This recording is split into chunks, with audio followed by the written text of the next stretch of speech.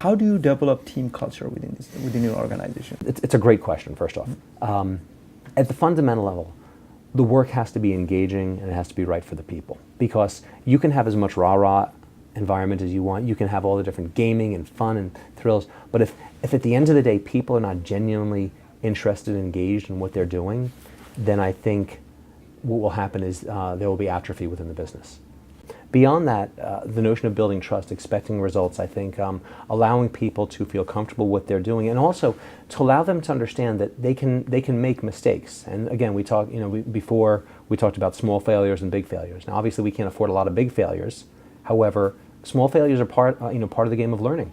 It just naturally is. So I think, if you're on them as a result of, hey, they made a mistake and you're all over them for actually making that mistake, then what's going to happen is their interest in going beyond their boundaries will wither. They will all of a sudden say, listen, I will conform to what it is that I'm supposed to be doing. But if you say it's okay to actually press a bit further, all right, and try to make some mistakes, and obviously it can't have a negative impact with client work and stuff like that, but if you can help them in that capacity, then they will grow. And that helps, I think, build the trust.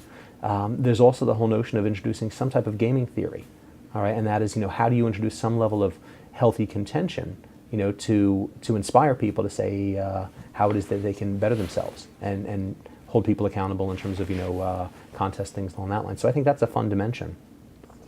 The other thing too, we talked about the trust building. This is something, and I'd written about this in the book, and we are huge believers in 360-degree feedback. All right, so we find it's a big part of what we try to introduce into the culture. Now here's what we found though. This was actually you talk about a learning point for me. A long time ago,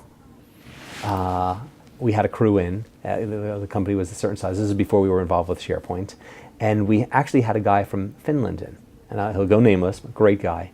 And we'd introduced the peer-to-peer reviews, and what happened was, after he had done the reviews, and everyone was coming back with peer reviews, and everyone was rating each other great. And then I found out there was a little collusion that everyone was basically coming back saying, "Listen, great," and I realized that what it did was it compromised their ability to grow and to learn, because the people on the street who are working together, those are the best people to judge with regard to how their peers are making out. More so than if I'm a manager sitting back and I shouldn't say sitting back, but basically overseeing people who are out in the field as consultants, well, I might get feedback from clients and I might hear from them directly. It's the peers that are actually working with them which can actually provide some evaluation.